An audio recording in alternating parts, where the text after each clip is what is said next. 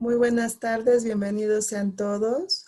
Desde el Complejo Cultural Los Pinos y el Fondo de Cultura Económica estamos muy agradecidos con el doctor Carlos Martínez Assad y con el maestro Salvador Rueda para acompañarnos en esta charla acerca de los rebeldes vencidos, Edillo contra el Estado cardenista. En esta ocasión estamos acompañados por la maestra Amalia Gabán, que es la directora de vinculación institucional por parte del Complejo Cultural Los Pinos, y por el maestro Rodolfo Rodríguez Castañeda, que es el director de exposiciones también del mismo complejo. Tengo el gusto de presentar al doctor Carlos Martínez Assad. Él es doctor en Sociología Política de la Universidad de París e investigador titular C de tiempo completo del Instituto de Investigaciones Sociales de la UNAM, miembro del Sistema Nacional de Investigadores, secretario ejecutivo de la Sociedad Nacional de Estudios Regionales, director de Eslabones, revista semestral de estudios regionales, y con una amplia experiencia en historia. Él ha escrito el libro de Los Rebeldes Vencidos y otros más para el Fondo de Cultura Económica. El maestro Salvador Ruedas, muchas gracias maestro Rueda por acompañarlos. Es reconocido historiador e investigador, está licenciado en Historia por la Facultad de Filosofía y Letras de la UNAM y es maestro en Estudios del Arte por la Universidad Iberoamericana y desde el 2005 es director del Museo Nacional de Historia Castillo de Chapultepec. Recientemente se encargó de la museografía y curaduría del Museo de Sitio Casa Lázaro Cárdenas, ubicado en el Complejo Cultural Los Pinos. Ha escrito y publicado, entre otros, los siguientes libros: Emiliano Zapata, Antología, Códices y Documentos sobre México, Pinceles Mexicanos, 3000 años de pintura y Zapata en Morelos. Pues les agradecemos mucho su presencia, su participación en esta charla, en el marco de nuestro segundo aniversario del Complejo Cultural Los Pinos. Los dejo en excelentes manos con el maestro Rodolfo Rodríguez Castañeda y pues será un honor escucharlos. Muchísimas gracias y muy buenas tardes. Muchas gracias.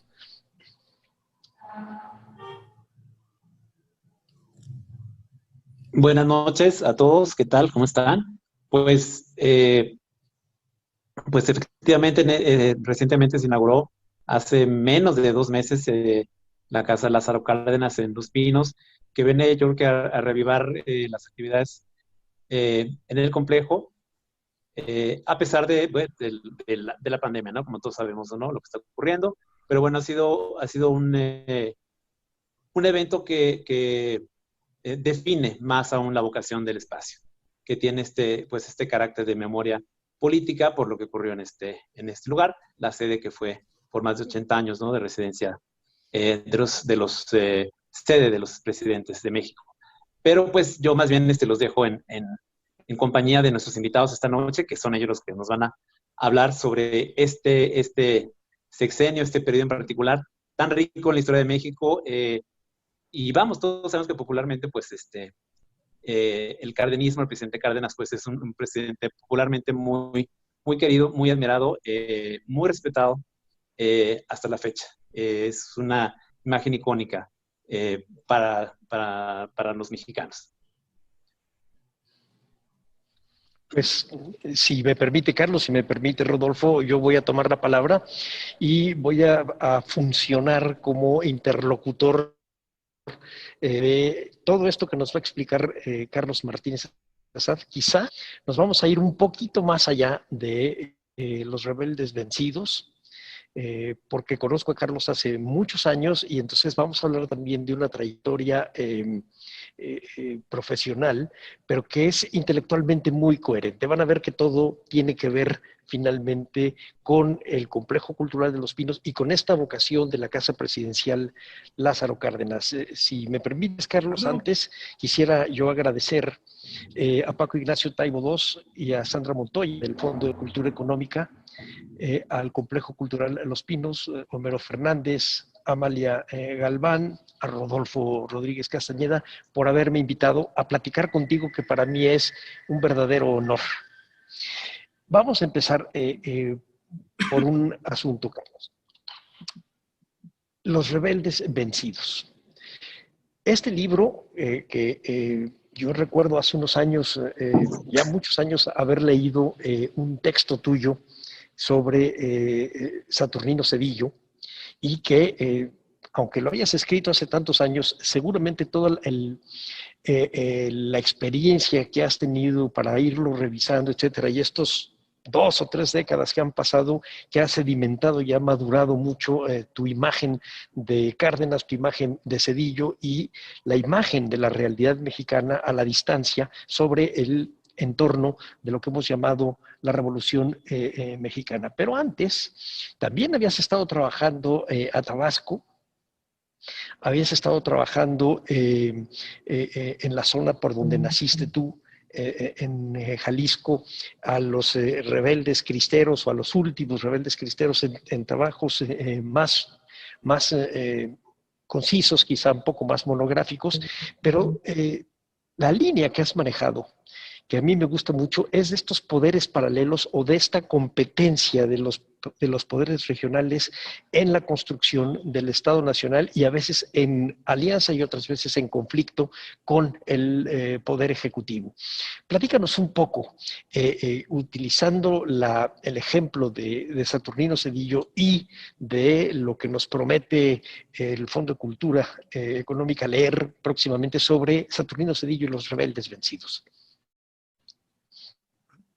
Muchas gracias, Salvador, por estar aquí. Me complace mucho que esta plática se desarrolle contigo, pero quiero agradecer igualmente a Amalia Galván, a Rodolfo Rodríguez Castañeda por invitarme a Los Pinos, que bueno, físicamente hace tiempo que no piso ese lugar, pero sí lo he conocido en diferentes oportunidades, en diferentes actividades realizadas por el presidente de la República en turno.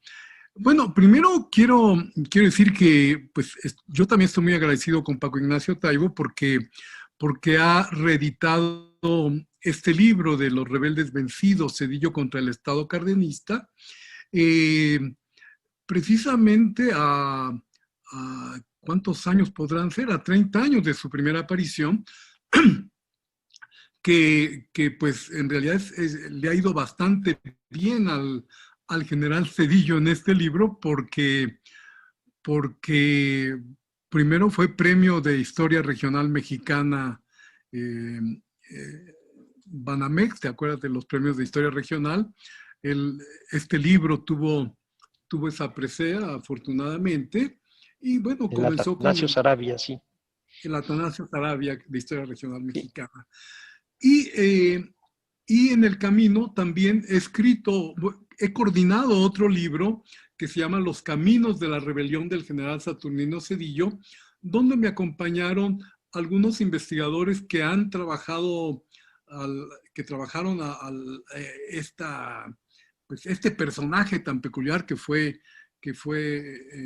Saturnino Cedillo, como la doctora Romana Falcón, el doctor Dudley Jankelson, y la doctora Rebeca Monroy, y como la joya de la corona, el doctor Frederick Katz aceptó hacer la introducción de ese libro, algo que fue muy honroso para todos nosotros, para mí particularmente, porque en la introducción dice algo con lo que podríamos comenzar, que dijo, cuando yo leí a Carlos Martínez Azad en su libro de Los Rebeldes Vencidos, yo no estuve muy de acuerdo, pero con el tiempo me ha convencido completamente de que sus puntos de vista, sus hipótesis tienen sentido y son realmente a considerar.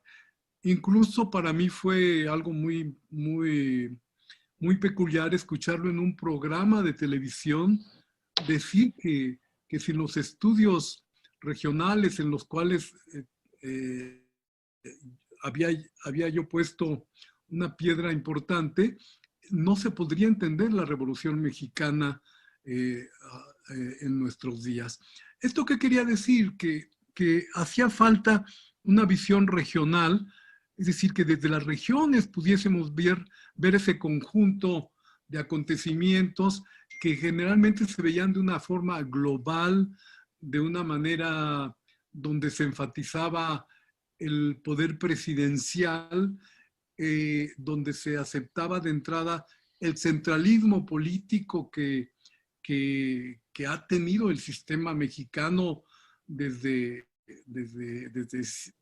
hace siglos, porque hay que recordar como paréntesis que Porfirio Díaz lo que trató de hacer fue centralizar más ese Estado, y que el éxito de Porfirio Díaz, en un libro que preparo ahora, era precisamente el insistir en que todo debía estar centralizado. La Revolución Mexicana, o las revoluciones, como yo comencé a llamarle al periodo que siempre se dice grosso modo de la Revolución Mexicana, comencé a insistir en que no se trataba de una revolución, sino de varias revoluciones, y que había que verlo así, como las revoluciones que habían tenido lugar en México y que habían confluido finalmente en ese gran proyecto que generaron lo que es hoy el país México. Y claro, es muy difícil rivalizar con Zapata o con Villa, ¿verdad? Que son así como los grandes personajes del evento, visto así como la Revolución Mexicana. Pero cuando vas a John Womack, cuando vas a los trabajos de Salvador Ruelas, lo que ves es también un problema que está marcado por lo regional, por las necesidades propias de las comunidades, de los pueblos, etcétera, ¿no? Y esto mismo es lo que yo demostré en términos generales con los movimientos que encabezaron Saturnino Cedillo desde San Luis Potosí inicialmente, y Tomás Garrido Canaval desde Tabasco, en el libro que llamé El Laboratorio de la Revolución, que en realidad había sido una frase de Cárdenas conmovido por lo que era el movimiento de Garrido Canaval.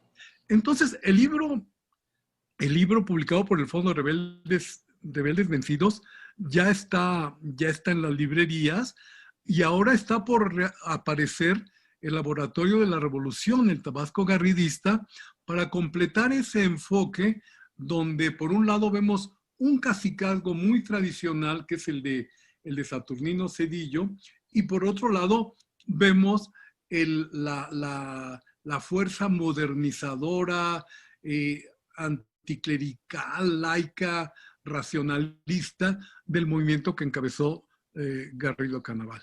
Bueno, con ambos personajes había muchos problemas en la historia, porque finalmente lo que yo hice, lo que fue mi aportación, es atender a personajes que habían sido muy descuidados y que de un brochazo se les hacía de lado por conservador y aquel por radical. Y yo lo que me decía, a ver, vamos a ver de qué se trató cada uno de esos movimientos. Entonces, por eso es que me di a la tarea de analizar esto con mucho más cuidado. A Saturnino Cedillo se le criticaba por conservador, y sin embargo vemos que su actuación en el periodo revolucionario es fuerte. Cárdenas lo va a conocer desde época temprana, y van a actuar conjuntamente en varios asuntos, donde uno de los episodios, entre los muchos que hay que mencionar, pues está el de la rebelión cristera, que finalmente Saturnino Cedillo es el que logra acabar con Gorostieta directamente, el director del ejército cristero, que podía haber sido pues el personaje con más capacidad para llevar a mejor puerto todo lo que había sido ese problema. Una problemática muy complicada, muy compleja en nuestra historia, que tú también has incursionado en ella, Salvador. Recuerdo mucho el primer libro de nuestra querida amiga Alicia Olivera Sedano, que fue la primera persona que escribió un libro sobre los cristeros, un libro académico, quiero decir, sí. Y además que bueno, en en su edición más grande me pidió a mí que le hiciera el prólogo y bueno, esto para mí resultó muy interesante, pero además nos da cuenta de la heterogeneidad de lo que ha sido este país y de esas propuestas que de diferente forma han venido surgiendo de las regiones y que el Estado central se apropió de ellas muchas veces sin un reconocimiento cabal. Saturnino Zedillo es el primer organizador de los grupos campesinos a nivel nacional. Sí. En la CCM, la Confederación Campesina Mexicana, que retomaba aquellos intentos de Úrsulo Galván, de Veracruz, de Adalberto Tejeda, por crear una liga campesina nacional, una liga nacional agrarista, contrario a todas las ligas que había en las muy diferentes entidades federativas. Entonces, la propuesta campesina de Zedillo realmente es fundamental, es importante, y sin embargo, solamente va a cuajar hasta que se crea la CNC, la Confederación Nacional Campesina, en 1938, justo en el año en que Zedillo era aniquilado después del intento rebelde que había tenido. Y para decirlo pronto, con Garrido Canaval, lo que estamos presenciando es la intención regionalista de crear una educación propia del Estado, de que la educación responda a las necesidades propias de la región de Tabasco, que son también muy peculiares, y junto a esa propuesta racionalista que le llamó al sistema a la educación que impulsó, pues estaba también la modernización, traer a las mujeres a que participaran en política. Habían los contingentes de la gente que apoyaba a Garrido, mujeres que docentes, generalmente dedicadas a la educación, pero tuvieron una presencia como en ningún otro momento habíamos visto a las mujeres. Está claro que en la Revolución Mexicana hubo los grupos, las mujeres que se acercaban a los grupos revolucionarios, las llamadas soldaderas, etcétera, pero como movimiento contingente, institucionalizado, etcétera, de mujeres, fue hasta el momento de Garrido Canaval, lo cual lo hizo un movimiento pues modernizador, un movimiento con muchas cosas muy del mundo moderno, de la creación del hombre nuevo que requería al mexicano salido de la Revolución Mexicana, y todo esto que en ese momento le interesaba mucho en ese estado. Bueno, tenemos dos polos, dos revoluciones, dos formas de acercarse al México nacional, al México en su conjunto, y el gran articulador de esto pues es el presidente Lázaro Cárdenas, que es en la presidencia de Cárdenas cuando esta constelación de movimientos, donde yo he tomado probablemente a los más importantes de los años 30, de la década de 1930, pues hay otros muchos que no llegan a cuajar de esa manera, pero Jalisco, Michoacán, todos tienen sus personajes con toda esta intención de tener más. Ortiz Rubio en Michoacán, pues fue también alguien que intentó hacer una gran asociación de campesinos en el plano nacional y tal, y que no lo pudo tampoco conseguir. Entonces, hay muchas coincidencias en muchos de todos estos personajes en todo el país. Y a ver, ahora dime qué piensas. No, estoy totalmente de acuerdo. Me puse a apuntar muchas de las cosas que estás platicando. La primera es, efectivamente, cuando sale la primera edición de tu libro sobre Zedillo, los estudios regionales estaban apenas abriéndose. Estaban efectivamente rompiendo una larga tradición historiográfica de pensar la revolución como un movimiento homogéneo y como un desfile ordenado de sucesos. en donde los grandes protagonistas estaban en contradicción, pero que finalmente llegaban a una suerte de arreglo que daban este dibujo del México posrevolucionario y que, por supuesto, tenía mucho más que ver quizá con un mural de Diego Rivera que con la realidad. Es decir, ponías juntos a los distintos enemigos y con sus pancartas y parecieran ser los constructores de una realidad que llegaban a un acuerdo cuando no lo llegaron. Cuando aparece tu libro, pones en duda muchas de estas cosas. Por ejemplo, el pensar que eran las revoluciones. Hoy en la mañana lo estábamos platicando con Javier García Diego. Era novedoso pensar en las revoluciones. Ahora lo dices y asentimos, tienes razón, claro, pero en aquel momento no era tan fácil aceptarlo.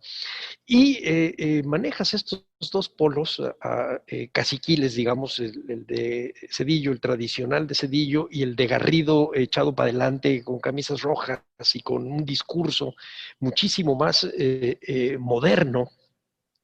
Pero en el margen acabas de mencionar un tercero, que es el de los cristeros, con el libro de Alicia Olivera Sedano, y hay en el del conflicto religioso de 1926 a 29, pero ella escribe además un pequeño artículo que tú leíste y que citas sobre la constitución de los cristeros y Enrique Gorostieta y Velarde, a quien vence Saturnino Zedillo y sus agraristas, pero que es parte de este México fragmentado. La revolución acaba armándose en torno a la constitución del 17, derrotando militarmente a los dos grupos populares más importantes, pero finalmente aceptando buena parte de sus demandas, y empieza a armarse, pero se arma en las manos de un caudillo más grande que es Álvaro Obregón y después Plutarco Elías Calles. Llegan los años 30 y Lázaro Cárdenas decide ser presidente, no ser un caudillo.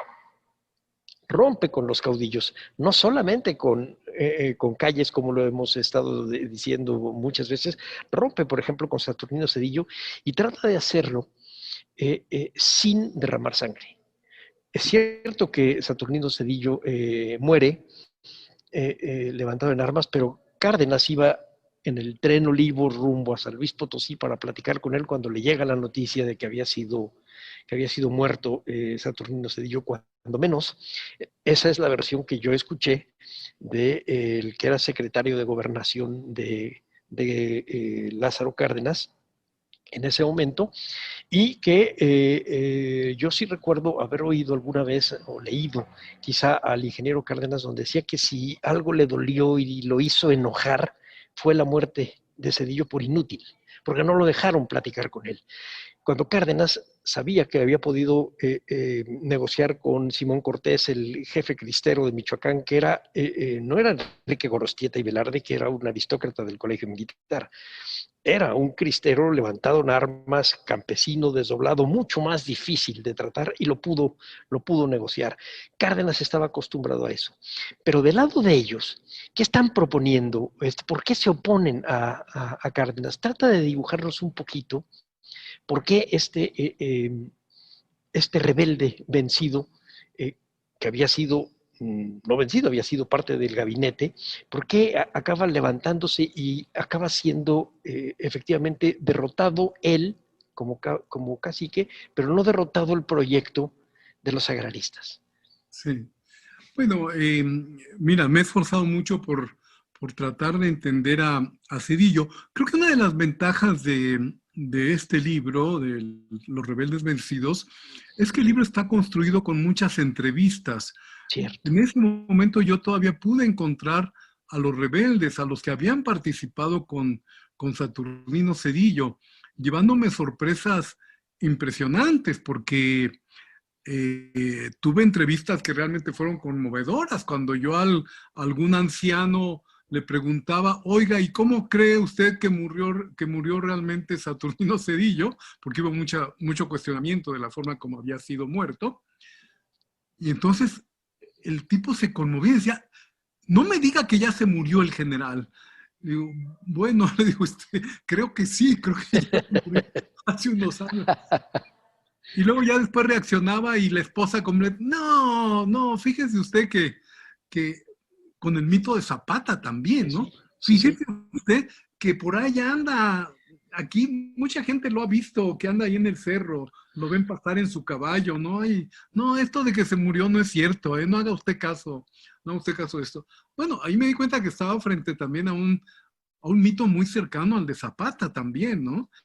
Y no en balde, yo en esa edición, yo coloqué unos calendarios que me encontraba yo en las casas de los sedillistas, donde estaba la foto de Zedillo y la foto de Zapata juntos.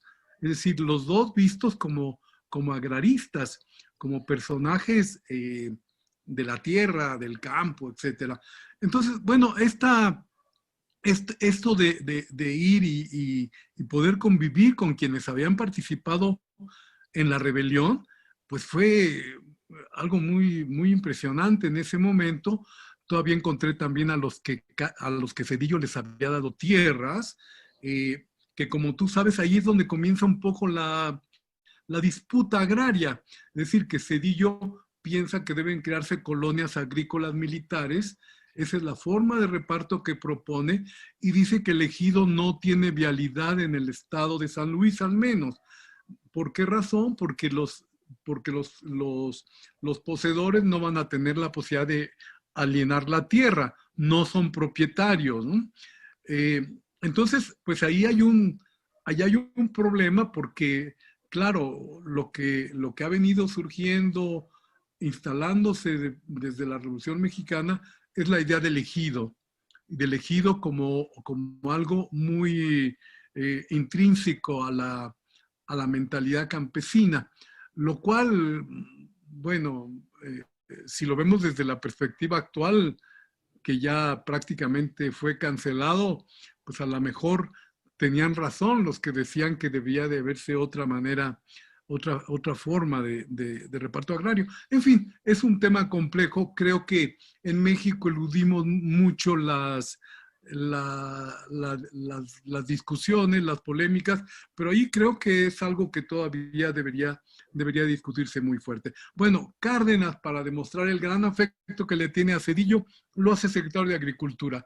Y como secretario de Agricultura, le hace que desde la Secretaría se oponga al reparto que él proponía, o sea, que se oponga a las colonias militares y lo obliga a repartir ejidos. Lo obliga de una manera que también, en ese sentido, mi general chapó, como dicen en Francia, sombrero. El general Zedillo también tenía, el general Cárdenas tenía una claridad sobre su proyecto, que entonces un día le dice a Saturnino, como secretario de Agricultura, oiga, va a ir a repartir unos ejidos a San Luis Potosí. Y dice, sí, con todo gusto. Y resulta que cuando llega, el ejido que va a repartir es su propiedad, es su tierra de la familia Zedillo. Y él no sabía que ya la había intervenido el Estado. Entonces, ahí comienza a haber estos distanciamientos entre Zedillo y el general Cárdenas. El presidente, la otra acción importante, para nada más citar un par de cuestiones, la otra cuestión importante es que lo envía como secretario de la Agricultura al reparto agrario de La Laguna. Pero cuando le pide que tiene que ir a La Laguna, Zedillo le dice, oiga, general, eso no hay ahí, no hay nada que repartir, eso no está en el proyecto, etcétera. ¿Qué había pasado?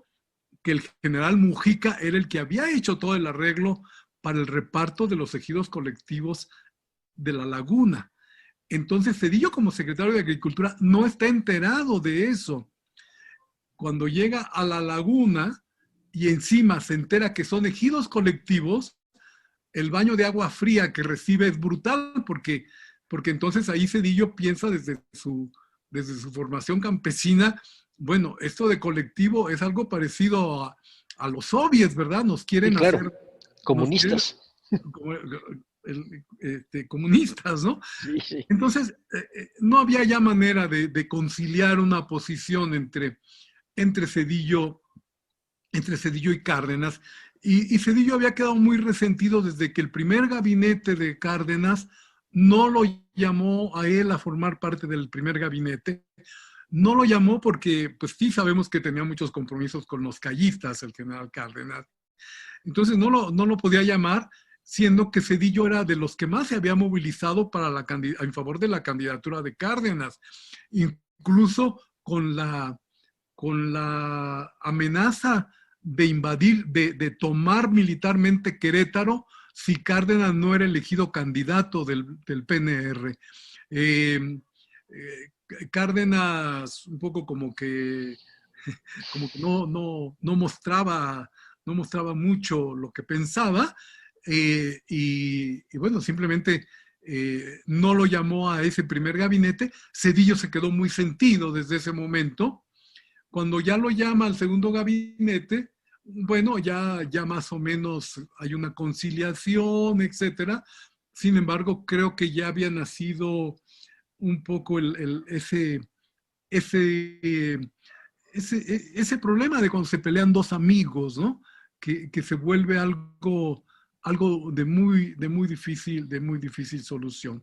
Sí. Cuando finalmente Zedillo dice que se va a levantar en armas porque no está de acuerdo ni con el reparto agrario cardenista, o sea, con los ejidos colectivos, ni con la expropiación petrolera que acaba de pasar, argumentando, Zedillo dice, el país se va a empobrecer, el país no tiene para pagar a las empresas extranjeras, va a ser un grave problema, y sin embargo, Cárdenas hace lo que va a resultar uno de los momentos estelares de su presidencia, la expropiación de los bienes petroleros. Y entonces Zedillo amenaza que se va a levantar en armas, y Zedillo el presidente Cárdenas trata de negociar con él, le envía emisarios y le dice que quiere hablar con él y tal.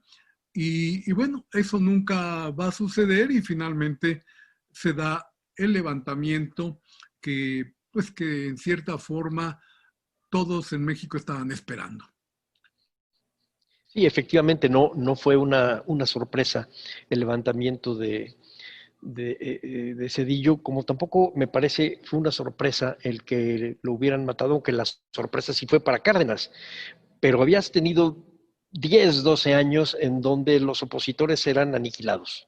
Es decir, durante el periodo de Álvaro Obregón, el de Calles y buena parte de los pequeños gobiernos de Portes Gil, de Pascual Ortiz Rubio, de Abelardo Rodríguez, y los regionales, los estatales, en donde pues llegaba el telegrama y deshazte de este. Y con este movimiento que había sido apenas 15 años antes, el del ahuertismo, que había sido básicamente, como por ahí se decía, una huelga de generales, y acaba siendo una limpia, arrasan a buena parte del ejército constitucionalista para dejar solamente aquellos que son adictos a Álvaro Obregón. Y por otro lado, ciertos movimientos políticos que se habían hecho en los años de la cristiada, por ejemplo, que Genovevo de la O, general zapatista, había ido a dar a Aguascalientes como jefe de zona en un lugar, digamos, no tan central de la cristiada, pero tampoco era muy marginal. Era mucho más cercano a los rebeldes cristeros, la zona de Aguascalientes, que Morelos, por ejemplo, que era de donde Genovevo de la O se movió. Entonces, ahí hubo este tipo de movimientos porque Obregón lo que hacía era probar las lealtades. Cárdenas no. Cárdenas confiaba en su gente, y Cárdenas tenía una intuición muy particular para saber qué es lo que iba a hacer. Para la época en que muere Zedillo, el secretario de Gobernación era Ignacio García Telles, si no estoy mal. Y él había sido rector de la universidad, y era un hombre muy pragmático, pero no con una carga ideológica muy, muy clara. No era Mújica, por ejemplo. De hecho, años después, es el que lleva adelante otro de los proyectos cardenistas, que es la fundación del Instituto Mexicano del Seguro Social. Es decir, brinca de la universidad a la gobernación, a negociar, a tratar de negociar con estos rebeldes y con estos, pues en el caso de Zedillo sí es un rebelde vencido, pero en los otros casos son simplemente poderes paralelos al Estado. Es decir, dentro de sus lugares no había más poder que el de ellos. Por eso son propiamente caciques. Y le toca a este hombre de León, Guanajuato, ir a negociar con todo mundo sin una bandera ideológica muy clara, o más bien muy fuerte, porque clara creo que sí la tenía. Era la del cardenismo. Y entonces creo que empieza a decantarse el armado del Estado mexicano en el periodo de Cárdenas, y Cárdenas estaba, tengo idea yo, confiando lo mismo en Garrido, que a lo mejor le era mucho más afín, que en Zedillo, pero que confiaba que finalmente Zedillo pudiese aceptar las decisiones del presidente de la República y apegarse a la línea agrarista de Cárdenas y no a la línea agrarista de Zedillo que tú perfectamente explicas ahorita. ¿Cómo ves? ¿Crees que sí? Bueno, me gustaría, sí, introducir el otro elemento porque finalmente Cárdenas es el que va a darle cauce a todo este proceso de institucionalización del Estado, ¿no? Para lo cual estos caciques, estos hombres fuertes de las regiones, resultan muy, muy estorbosos, ¿no? Y ese es el caso con Garrido Canaval. Garrido Canaval es el que va a ser el que va a cimentar el Tabasco moderno. Algo muy interesante es que, si te das cuenta, Zedillo es un hombre de la sierra, de la planicie, de ese a veces muy incluso desértico estado de San Luis Potosí, y Tabasco es un estado de agua, es un estado donde la agricultura no puede tener el mismo sentido.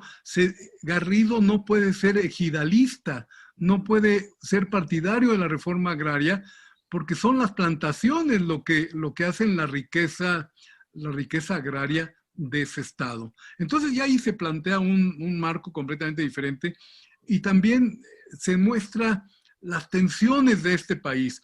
Mira, recientemente un libro sobre Tabasco, sobre la historia de Tabasco, que va a ser publicado por una empresa del norte. Cuando los editores estaban viendo las fotografías, decían, ¿de veras hay tanta agua en ese lugar? No daban crédito a lo que podía hacer Tabasco, que lo vemos además año con año, los problemas de las grandes lluvias, lo que generan ahí, porque tiene la precipitación pluvial más fuerte del país, y tiene el sistema de agua el río fluvial más importante de México y el quinto de América Latina. Entonces, es absolutamente impresionante lo que es ese estado. Bueno, Garrido todo eso lo sabe manejar, etcétera, con esto con la formación de los camisas rojas que se convierten en el epígono, en el final del garridismo, porque los camisas rojas son creados 5 años antes de la caída de Garrido, o sea que es de las últimas acciones que realiza, y sin embargo para la historia ha pasado más como el creador de las camisas rojas y entonces vienen los vituperios, etcétera. Pero los camisas rojas era un cuerpo tan bien organizado, pero no era un cuerpo militarizado principalmente, era un cuerpo de estudiantes, eran gentes que estaban en las escuelas, etcétera, jóvenes, hombres y mujeres escolares. Entonces, esta idea de que son las milicias con armas largas y tal, no es exactamente así, aunque se ha revestido mucho toda esa historia. Bueno, esa organización resulta tan impresionante para todo el mundo que cuando Cárdenas va como candidato al estado de Tabasco, llora llora cuando ve lo que son los cuerpos de los camisas rojas, porque no puede creer que haya esa organización en gente de esas edades. Algunos me han dicho que eso no es cierto, que haya llorado. Yo tengo, es decir, hay fuentes donde dice que lloró, y hay una película, una serie de documentales que hizo un camarógrafo que siempre estuvo tras de Garrido, como había estado Jesús Achavitia detrás de Álvaro Obregón, y dejaron constancia de muchas de estas cosas, y además la visita de Cárdenas a Tabasco, las dos visitas que hace en el periodo de Garrido son apoteósicas, ¿no? Y Cárdenas piensa que son las recepciones más impresionantes que le han brindado en el país.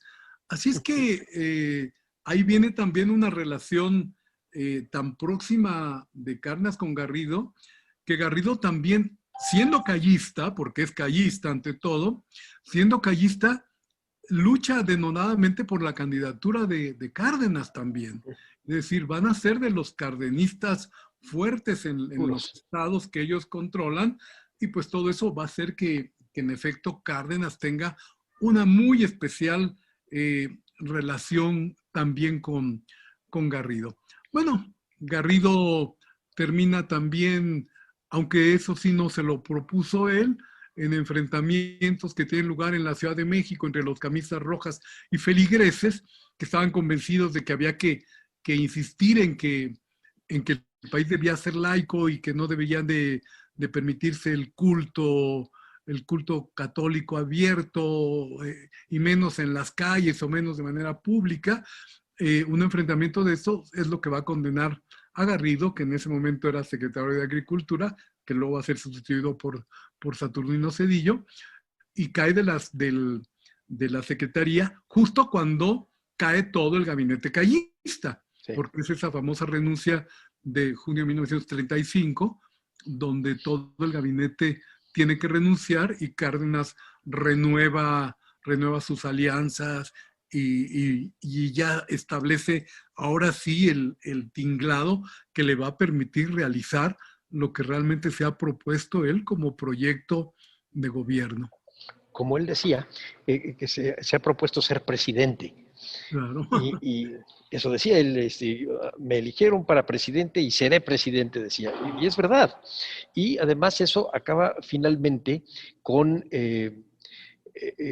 esta idea de los caudillos que llegan a la presidencia, y no de presidentes que se vuelven caudillos, sino de caudillos que llegan a la presidencia, y Cárdenas logra hacer de la presidencia una investidura perfectamente bien estructurada, que se abre incluso hacia la vida civil.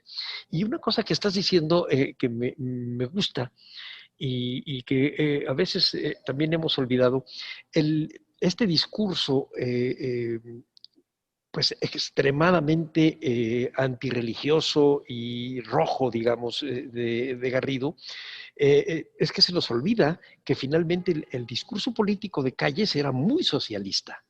Siempre hemos pensado que Calles, como enemigo de Cárdenas, era, digamos, una suerte de monstruo medio aburguesado, No, era un hombre, era un maestro, hecho en la revolución, con un discurso que perfectamente entenderíamos como un discurso de izquierda.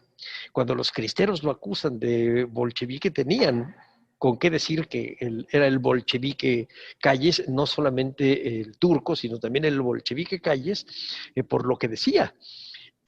Calles es muy, muy proclive al socialismo, entendámoslo, de los años 20.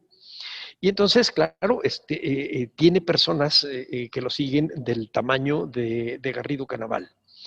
Y el otro aspecto que tocaste, que me gusta mucho y ojalá pudieras ahorita platicar más, es el asunto de las maestras. Porque eso también es muy afín a Cárdenas, le gustaba mucho. Le gustaba mucho la idea de que los maestros y las maestras, pero sobre todo las maestras, fuesen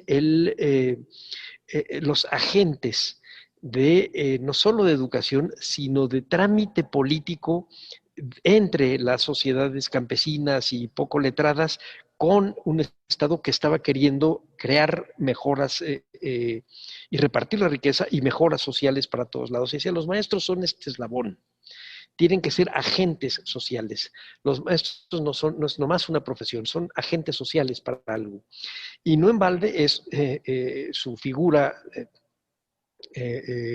digamos, modélica, es la maestra que pinta Diego Rivera en la SEP. Esa es su idea de la maestra. Y entonces, la idea de que las maestras están con Garrido y que son una fuerza política importante, yo pienso que este es el momento en que nos puedes explicar un poco más de eso, porque además nos habla de esta otra revolución, más larga, de más largo plazo, pero más profunda, que es la revolución de las mujeres. Claro. Bueno, Garrido va a contar con las mujeres. He insistido mucho en esto porque a veces no se entiende cabalmente.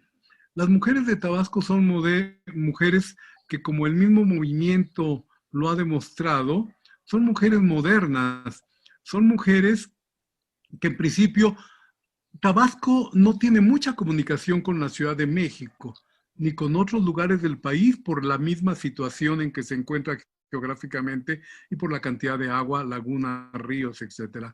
Las mujeres de Tabasco van a surtirse, por supuesto la burguesía, va a surtirse de ropa a Nueva Orleans, a Galveston, toman los yates en el Golfo para ir hasta a Estados Unidos.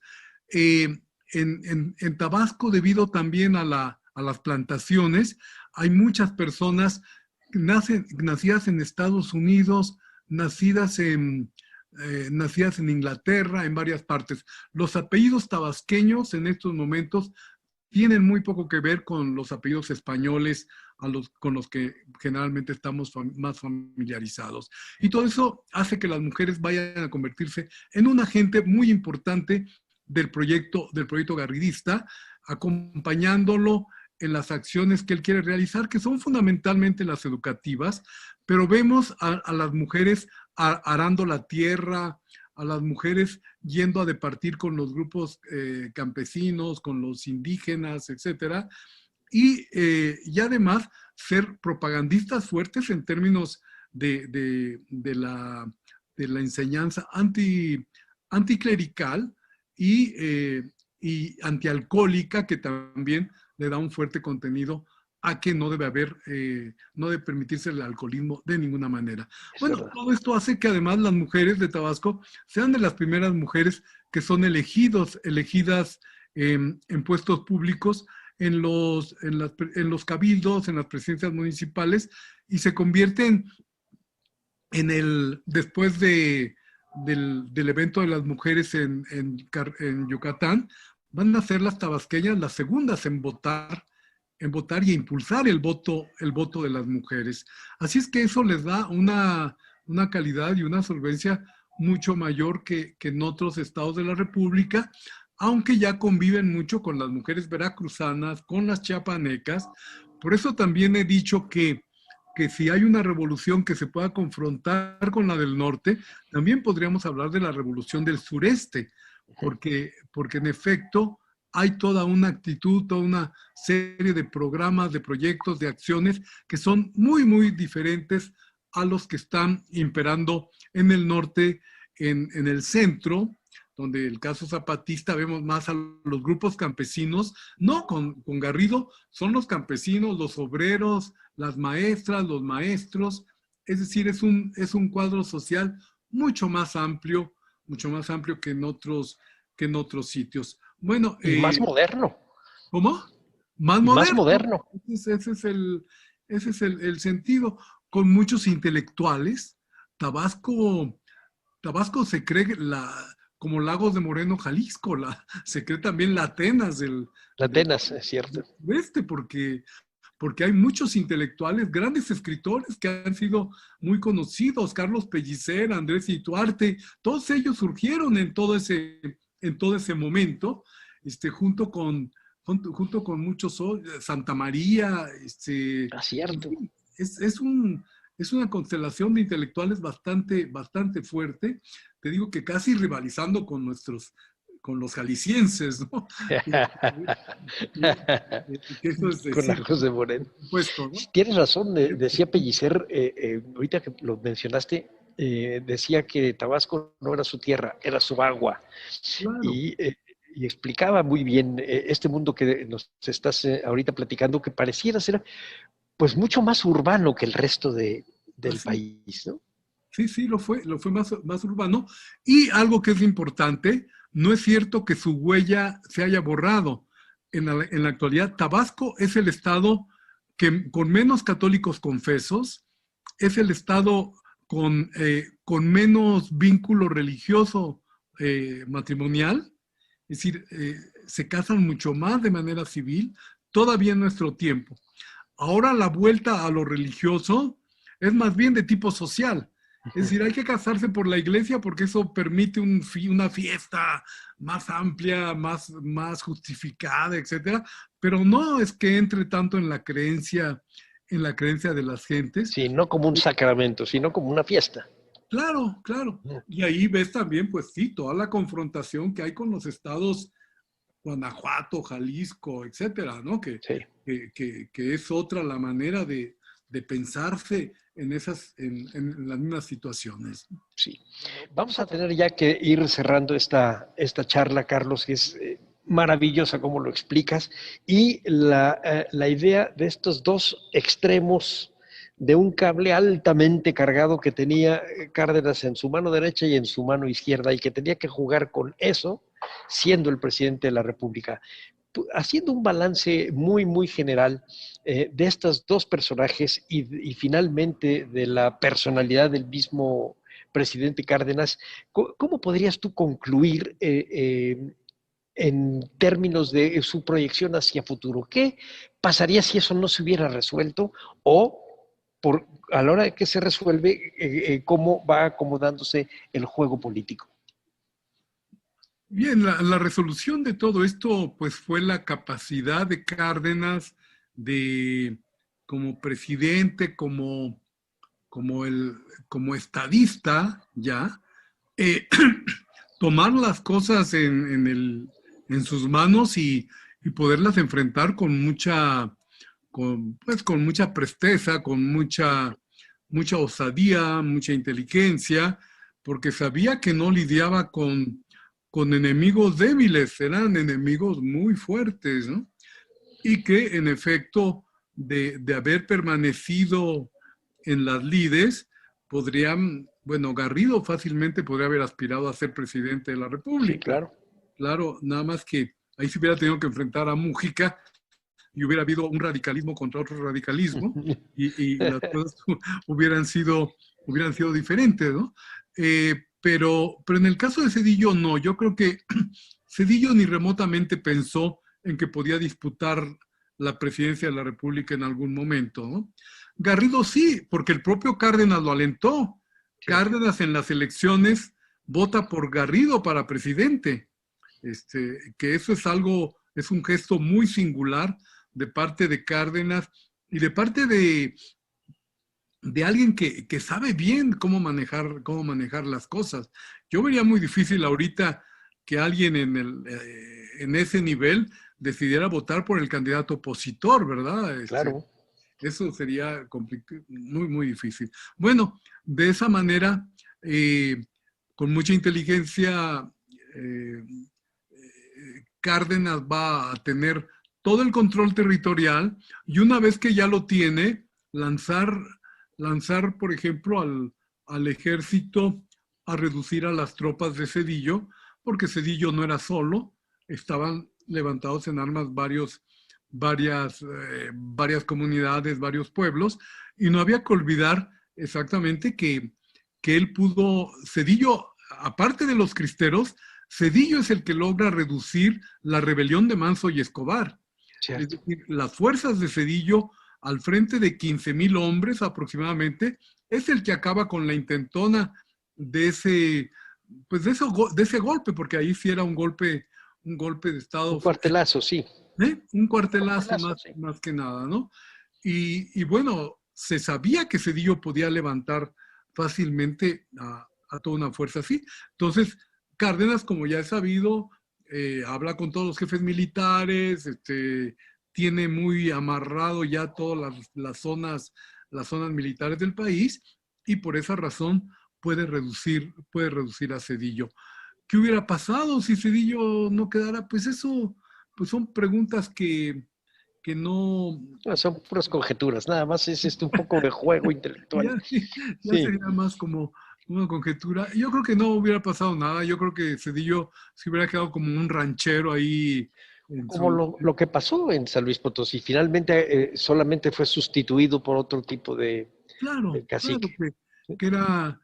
Y menos, porque Santos nunca fue tan popular. Gonzalo de Santos nunca tuvo la popularidad que tuvo Zedillo, en ningún momento. Y sobre todo por todo el apoyo campesino, que en ese momento estamos hablando de un país fundamentalmente campesino, Sí. ¿no? Salvo el caso de Tabasco, donde es de otra manera, un poco como Veracruz, que tampoco es exactamente campesino, aunque tiene mucha fuerza el campesinado. Y de Garrido Canaval, pues lo más a la mano fue lo que hizo Cárdenas, decirle, tienes una comisión agraria, ve a ver cómo son las cosas en Costa Rica, ¿no? Uh-huh. Y se va dizque en misión, lo cual no es cierto, porque no había ninguna... Hay una carta, 2 cartas, pero no hay nada realmente oficial para que Garrido salga del estado de Tabasco, y sin embargo se va a Costa Rica. Y yo, sorpresa, y esa es la parte que es novedosa en la nueva versión de mi libro El Laboratorio de la Revolución. El último capítulo ahora se dedica a qué hizo Garrido en Costa Rica. Y Garrido desarrolló el país Costa Rica. Es decir, Garrido cambió las técnicas de producción,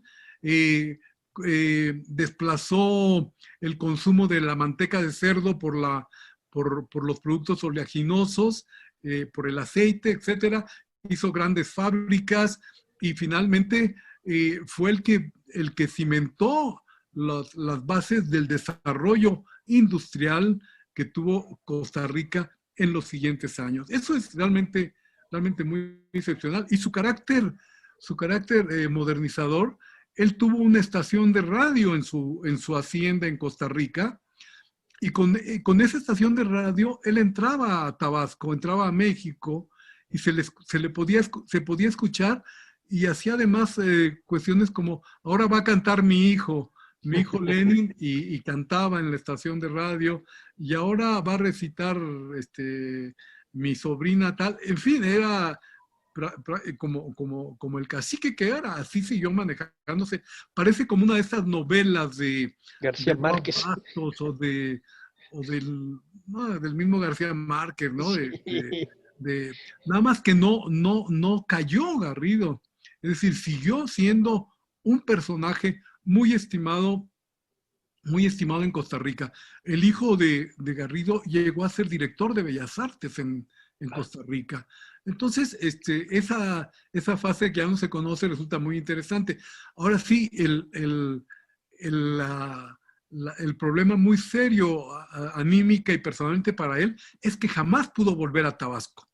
Es decir, de Costa Rica regresa a la Ciudad de México, pero para ir a Los Ángeles porque está muy enfermo con un cáncer avanzado.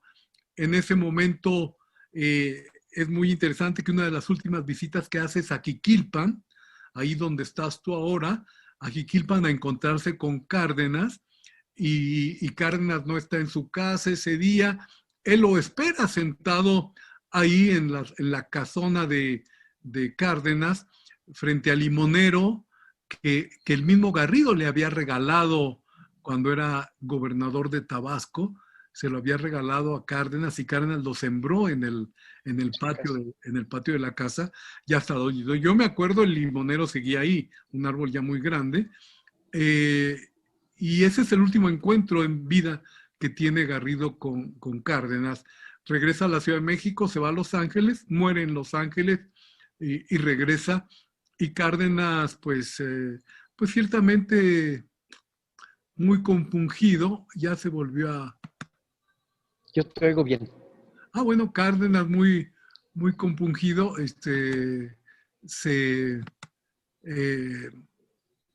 lo recibe sus restos ya muerto Garrido, y ahí termina la historia. Y Cárdenas, bueno, en ese momento ya es el gran estadista que ha logrado conciliar y mantener en tranquilidad al país, con todos los problemas que va a tener ahí donde andas, ¿no? Michoacán, Jalisco, etcétera. Sí. Pero, y fíjate, la pregunta que yo te hacía para Cedillo, que tiene que ver un poco con tu libro, era menos fantasiosa de lo que parecía. Mi idea era, Cárdenas le pide a su secretario de Gobernación que vaya a buscar a Cedillo. Es decir, mi idea es que hubiera negociado y hubiera pacificado a Cedillo y quizá le hubiera ofrecido alguna otra cosa, pero sus agraristas hubieran seguido siendo parte del contingente cardenista. es probable. Por esa desilusión. Cedillo, viene Higinia, la hermana de Cedillo, viene a ver a Cárdenas y le pide que vaya a verlo a Palomas, que es donde está refugiado Cedillo. Y eso sí, ya como presidente, como estadista, no acepta. Y entonces, no, él tiene que venir a verme a mí acá. Entonces ahí ya hay un asunto de personalidades Sí, y claro. tal, pero también del estadista. Yo, ¿por qué tengo que ir hasta Palomas? Que venga él, yo con todo gusto lo recibo. Ese es el mensaje que le transmite a Higinia, porque con Luis Rodríguez no se pone de acuerdo Cedillo, pero viene Higinia a ver a Cárdenas y lo ve en el Palacio Nacional. Bueno, no sé dónde transcurrió la entrevista, no me acuerdo ahorita si fue ahí o fue en Los Pinos. Sí la recibe, hablan del asunto y Higinia le pide que vaya a conciliarse con Cedillo y Cárdenas dice, no, yo no voy, ¿no? Que venga él y llegamos al acuerdo que quiera, ¿no? Ahora también como militar, Cedillo ha desobedecido ya las órdenes del ejército porque no ha aceptado la comisión que le dio el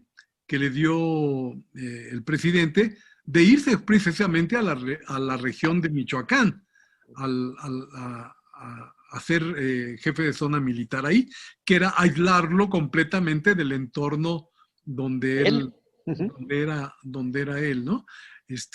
No me acuerdo muy bien si fue Michoacán o fue otro de los estados vecinos ahí. Pero bueno, eso no importa, Cedillo no acepta, con lo cual ya está también en contra del ejército. Y mira, para finalizar esto, me gustaría decir que como historiador, todo esto que se cuenta pues de manera ya amena con los resultados y tal, es un trabajo endemoniado, porque yo fui al archivo de la defensa varias veces y no me querían facilitar los expedientes de Cedillo de ninguna manera.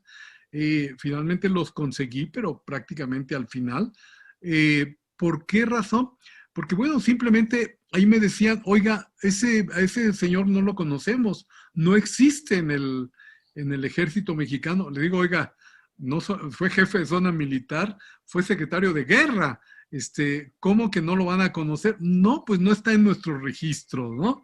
Entonces ahí también te das cuenta de luego estos problemas que nos enfrentamos, tú lo sabes bien como historiadores, de que se nos van cerrando las puertas cuando queremos entrar a una indagatoria final. Bueno, el asunto fue que al final logré hacerlo y construir este trabajo que bueno, creo que es la expresión de los propios cedillistas. Yo como historiador solamente muestro toda la información, todas las cartas. Yo no digo simpatizo con Cedillo o simpatizo con Garrido, sino simplemente muestro lo que hicieron, lo que fue, los movimientos, las acciones en las que participaron.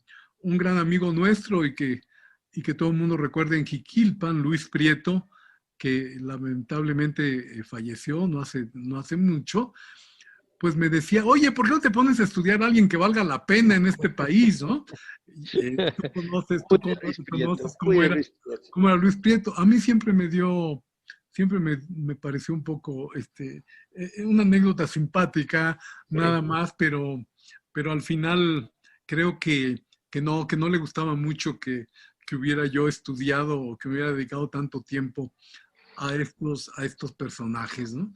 Pero la historia nos absolverá, así es que creo que ahí estaremos. ¿Quién sabe si no le hubiera gustado? Cuando yo te platico lo de Nacho García Telles, es porque yo lo acompañé algunas veces a platicar con Ignacio García Telles, precisamente de lo que había pasado con Zedillo. Le interesaba esa parte que va entre lo moderno, la parte política para negociar con alguien tan rústico, no sé cómo decirlo, no quiero ser majadero, pero que tan difícil en ese sentido, porque es un mundo diferente. Es el mundo rústico no es una majadería, majadería no. era la de Vasconcelos, que Vasconcelos fue el que le puso el general Guarache. El Guarache, sí, ya no me acordaba, tienes razón. No me tire en contra de él, ¿no? Pero bueno, sí fue un personaje rústico, pero sí, con mucha fuerza y muy enraizado en las tradiciones del altiplano y de las Sierra Potosinas. Y que probablemente ahora, con la reivindicación de las indígenas y la multiculturalidad mexicana, quizá le daríamos un trato diferente. Claro, es un PAME. Sí. Es decir, es de cercanía en sus ancestros, son los PAMES. Sí. Y claro, tenemos pocos personajes en la historia de México que hayan llegado a esas posiciones teniendo un origen así. Claro, está el presidente Juárez, ¿verdad? Y varios otros que se pueden localizar, pero la verdad es un puñado, ¿no? Sí. Y bueno, esa línea hoy, digamos, de respeto hacia el ser indígena también la abre Cárdenas. Es una de las cosas que también nos deja como herencia. Y me gustaría cerrar con esto, Carlos, si tienes alguna otra cosa que decir. Bueno, con Cárdenas va a haber una valorización importante del indio, pero no hay que confundirlo, no tiene tampoco mucha relación con lo que se considera ahora el indigenismo. No. Digo, Cárdenas es de los impulsores del indigenismo, pero de ese indigenismo que está más cercano a González Gamio, perdón, a Gamio, que está más cercano a Gamio, más cercano a Caso, a esa tendencia. Totalmente, sí. Que son los que van a lograr el gran evento de Pátzcuaro, que es el primer gran evento internacional latinoamericano de reivindicación de los indios, sí, de la reivindicación del indigenismo. Ahí no podemos hablar de pueblos indios, todavía no existía eso como concepto. Es el indigenismo que finalmente se va a consolidar solamente muchos años después, hasta 1940, cuando se crea el Instituto Nacional Indigenista, que es cuando ya el Estado, el indigenismo, se vincula a una vocación institucional del Estado mexicano.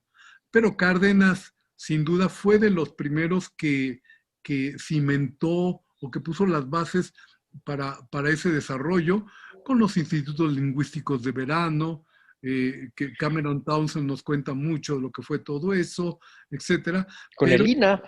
El INA, bueno, claro, por supuesto el INA, que todavía era considerado no tanto para la defensa del indígena, sino más bien como preservación del patrimonio, del patrimonio prehispánico. No, y también del indígena. Su primer artículo tiene que ver con las culturas de los indios vivos. Claro, no es como lo pensamos ahora, pero sí es lo que abre esa puerta. Abre la puerta a los antropólogos para poder hacer esta conceptualización. Va a coincidir, es 1938 también, va a coincidir con lo del Congreso de Pátzcuaro, por ahí, ¿no? Sí, la fundación del INA es un decreto de diciembre del 38, pero se abre el 3 de febrero del 39. Muy bien. Bueno, pues sí, ahí están las bases de esta suerte de reivindicación, más que de reivindicación, de conciliación nacional, sí, con el indio. Es verdad, de conciliación, es verdad, sí. Lo indio, que no estaba que no era tan cabal, salvo en los murales de Diego Rivera, como tú dices, y bueno, desde luego de Orozco, ¿verdad? Pero más Más rudamente de Orozco, vean acá atrás.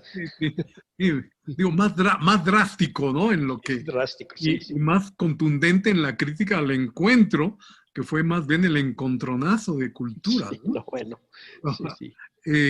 Pero sí, ahí digo, ya tenemos dos debates, el de la cuestión agraria en la historia contemporánea de México y el indigenismo. Yo creo que sería algo que también debíamos en estos momentos volver a los principios, a los postulados esenciales de todo este proceso. Y para no hablar de feminismo, ¿verdad? Que también es otra de las asignaturas en estos... En la base de una revolución mucho más profunda. Yo pienso que si la gente que está en Los Pinos nos lo permite, podemos hacer un par de programas, invitamos a gente que sepa darnos mucho más luz que esto y podemos entrevistarlo y perfectamente podemos armar una serie de entrevistas sobre este legado inesperado del cardenismo, porque pensemos que el legado del cardenismo no es lo que Cárdenas pensó que iba a pasar, es lo que pasó. Claro, así es. Y esto Pues es el legado Carlos, finalmente de la historia, sí, claro, lo que ha pasado. claro que sí. Pues eso se lo dejamos en las manos a don Rodolfo Rodríguez Castañeda. Y le agradecemos mucho, te agradecemos mucho, Carlos. Yo te agradezco muchísimo, me encantó platicar contigo. Para mí fue una gran sorpresa que me hayan invitado. Cuando me dijeron que eras tú, dije sí. No me Muchas importa, no gracias preparo nada, quiero ir. y muchas gracias a todos, a Rodolfo, a la directora y bueno, realmente nos permitieron pasar un momento interesante de reflexión de ese pasado que creo que sobre todo las generaciones jóvenes lo deben conocer, no deben olvidarlo, deben conocerlo. Así es, maestros, al contrario, pues nuestro agradecimiento a ustedes por esta conversación tan interesante. En realidad, yo creo que quien haya tenido la oportunidad de escucharlos o de conversar con ustedes personalmente, pues le pasa como a quien nos estará escuchando o a mí mismo, pues estas conversaciones se envuelven clases de historia. En realidad, siempre son una lección de memoria y que generan ideas y opiniones. Y yo creo que eso es lo más enriquecedor en este momento. Y ahorita lo que decías, maestro Rueda, no, pero por supuesto, encantados. Yo creo que justamente a 2 años de que Los Pinos se convierta ahora en este complejo cultural, en esta nueva etapa de su historia, pero evidentemente donde tenemos que conservar la memoria. Y justamente yo creo que estos eventos pues nos permiten ir, como decir, sembrar nuevamente, ¿no? Esta construcción que estamos haciendo en este momento. Ahorita fue en realidad muy rico escuchar todas estas detalles, de repente a lo mejor no conocemos los personajes, pero no esas anécdotas, eso es muy enriquecedor. Y yo creo que nuestro público visitante, nosotros mismos, quienes laboramos ahí, pues nos estábamos empapando de estos temas, repito, porque es la manera de construir esta vocación, esta nueva identidad. Y repito, pues son temas históricos que ocurrieron allí y que muchos de ellos pues hoy nos definen como el país que somos en este presente. Y ahí su importancia. Y no, pues, pero totalmente de acuerdo con esta propuesta. Definitivamente es una gran idea y seguramente en un momento cuando pase las circunstancias que todos conocemos, incluso será un placer hacerlo en vivo, en el lugar de los hechos, cuando las circunstancias nos los permitan. Pues maestros, Carlos Martínez Assad, maestro Salvador Rueda, pues muchísimas gracias de verdad. Es un gusto tenerlos en esta colaboración de aniversario en estos nuevos pinos. Muchísimas gracias. Rodolfo.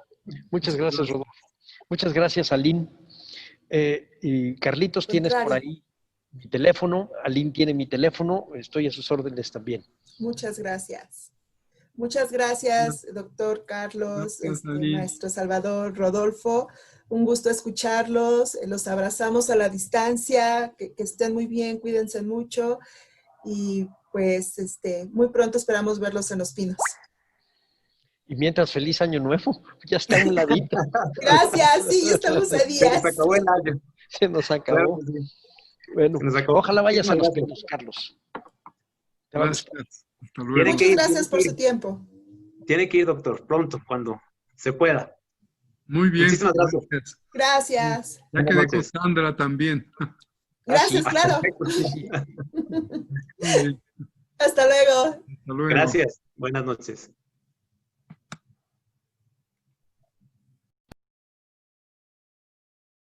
Secretaría de Cultura. Gobierno de México.